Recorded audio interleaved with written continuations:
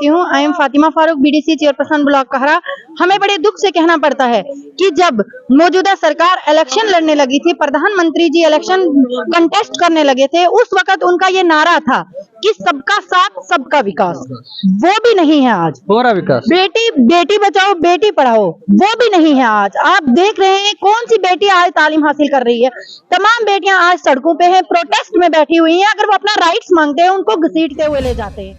जलसा कर रहा है तो उसमें इतनी गैदरिंग होती है, तो आप इस बात से खुद ही अंदाजा लगा लीजिए। अगर आजाद सबको गैदरिंग की जरूरत होती, अपने आप को शो कराने, ओपन कराने की जरूरत होती, तो वो इतने बड़े रियासत जम्मू कश्मीर में बहुत बड़ा एक ही जलसा करवाते। लेकिन आजाद साहब वार्ड वाइज करा रहा है, ब्लॉक वाइज करवा रहा है, तो आप ही समझ जाइए कि इतनी गैदरिंग होती है तो कैसे उभरेगी हमारी पार्टी। रास्ते से नहीं भटके हैं, बल्कि आजाद साहब एक बहुत बड़ी शख्सियत है, उनको किसी के कहने पे नहीं है। आजाद साहब दुनिया को कहते हैं, उन्हें कौन समझाएगा या उन्हें कौन बोलेगा।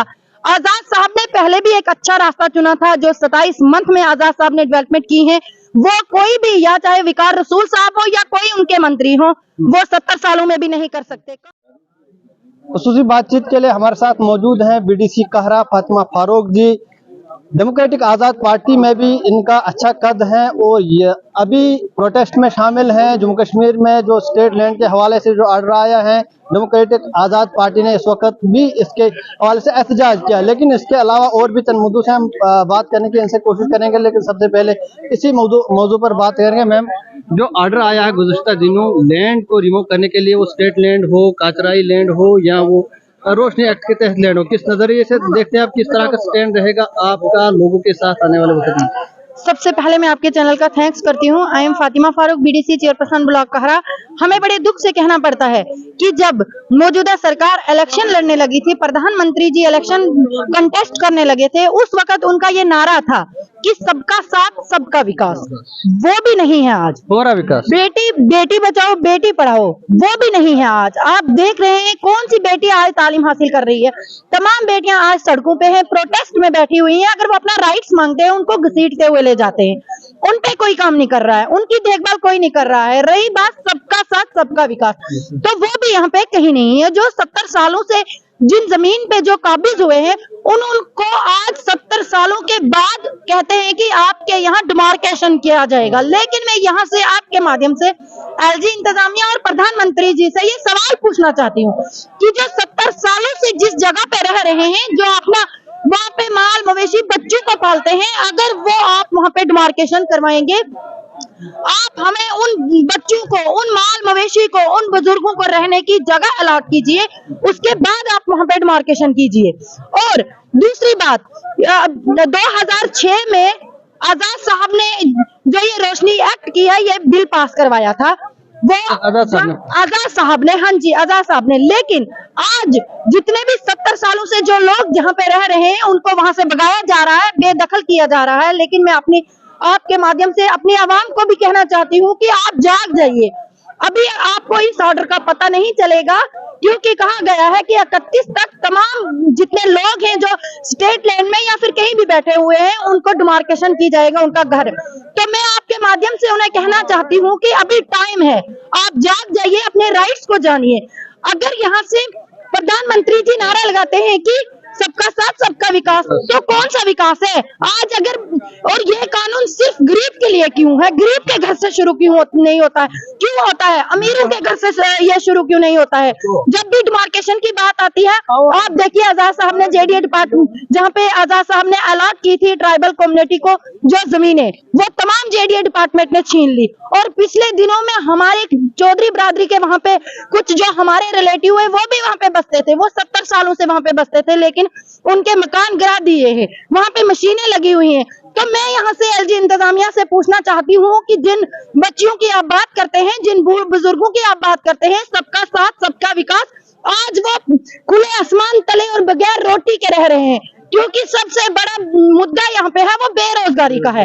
बेरोजगारी इतनी अरूज पे है, आप देखिए तमाम जितनी आज तो जेंट्स तो ड्रग्स के शिकार हुए थे, लेकिन मैंने यहाँ तक सुनने में आया है कि लेडीज भी इसके शिकार हो गई हैं, वो भी नशा करने लगी हैं। लेकिन इसकी तमाम जिम्मेदार मौजूदा सरकार एलजी इंतजामिया है, क्योंकि उन्होंने तमाम पोस्टें बंद कर दी हैं। आज यहाँ पे पीएचडी करके, ग्रेजुएट करके वो ऐसे बेरोजगार बैठे हैं, वो क्या करेंगे? वो फिर अपने जो इनका जहनी वो शिकार हो जाते हैं, इससे वो ड्रग्स का शिकार बन जाते हैं। तो मैं आपके माध्यम से प्रधानमंत्री जी, एलजी इंतजामिया से ये अपील करती हूँ कि खुदारा अपने इस काले कानून को वापस लीजिए।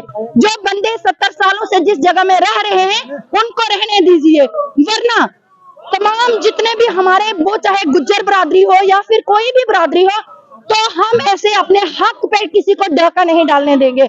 हम एकजुट होके खड़े हो गए हैं और इंशाल्लाह मैं डेमोक्रेटिक आजाद पार्टी की तरफ से अपने तमाम भाइयों, बहनों, बुजुर्गों को कहना चाहती हूँ कि हम हर वार्ड से लेके रियासत जम्मू कश्मीर तक आप लोगों के साथ हैं और आपके हक की लड़ाई इंशाल्लाह लड़ते रहेंगे।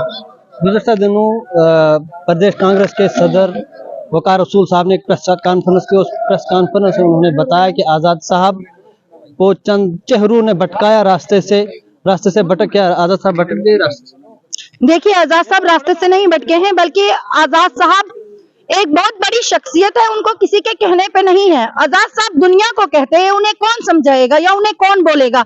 आजाद साहब ने पहले भी एक अच्छा रास्ता चुना था, जो 27 मंथ में आजाद साहब ने डेवलपमेंट की है। वो कोई भी, या चाहे विकार रसूल साहब हो या कोई उनके मंत्री हो, वो 70 सालों में भी नहीं कर सकते। कांग्रेस पार्टी आजाद साहब के नाम से थी और जब से आजाद साहब कांग्रेस पार्टी को खैराबाद कहा है, तब से देखिए कैसे वो भटक रहे हैं। तो आजाद साहब अपने ही नाम से जाने जाते हैं, अपने ही डेवलपमेंट से जाने जाते हैं। राया भी लगाई जा रही थी कि आजाद साहब फिर वापसी करेंगे कांग्रेस। नहीं, कभी नहीं करेंगे। आजाद साहब वापसी कभी नहीं करेंगे, क्योंकि आजाद साहब ने तंग होकर उस पार्टी को खैराबाद कहा है, वो उस घर में दोबारा ज्वाइन नहीं करेंगे। कांग्रेस से किस बात से तंग आ रहे थे आजाद साहब? वहाँ पे ग्रुप बंदियां होती थी, वहाँ पे साजिशें होती थी, वहाँ पे लीडर जो है वो छोटे वर्करों को तंग करते थे, उनको टॉर्चर करते थे, इसलिए आजाद साहब ने तंग होकर उस पार्टी को खैराबाद कहा है। तो तब नहीं लगा जब आजाद साहब इक़्तिदार में थे कांग्रेस में, तब नहीं लगा कि तब ये जो है ग्रुप बंदियां हो रही है? देखिए, एक घर में ही देख लीजिए, जब अगर कोई फैमिली मेंबर जो हेड होता है उनका, वो हद तक कोशिश करता है कि मेरे बच्चे या मेरी जितने भी छोटे हैं वो समझ जाएंगे, लेकिन जब हद से बढ़ जाते हैं फिर वो घर का बंटवारा कर देते हैं। इसलिए आजाद साहब ने हद तक उन्हें समझाया, जब उन्होंने नहीं माना, आजाद साहब ने किनारा कशी कर ली। अब वो कभी उस पार्टी में ना ज्वाइन करेंगे, ना उनको टच भी नहीं करेंगे। किस पैमाने तक आजाद पार्टी की इस वक्त जम्मू कश्मीर में लहरें क्या दिख रहा है?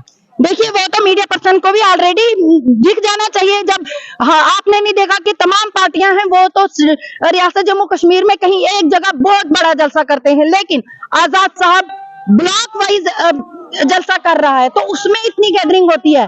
तो आप इस बात से खुद ही अंदाजा लगा लीजिए, अगर आजाद साहब को गैदरिंग की जरूरत होती, अपने आप को शो कराने, ओपन कराने की जरूरत होती, तो वो इतने बड़े रियासत जम्मू कश्मीर में बहुत बड़ा एक ही जलसा करवाते। लेकिन आजाद साहब वार्ड वाइज करा रहा है, ब्लॉक वाइज करवा रहा है, तो आप ही समझ जाइए कि इतनी गैदरिंग होती है तो कैसे उभरेगी हमारी पार्टी। चलिए, बहुत बहुत शुक्रिया।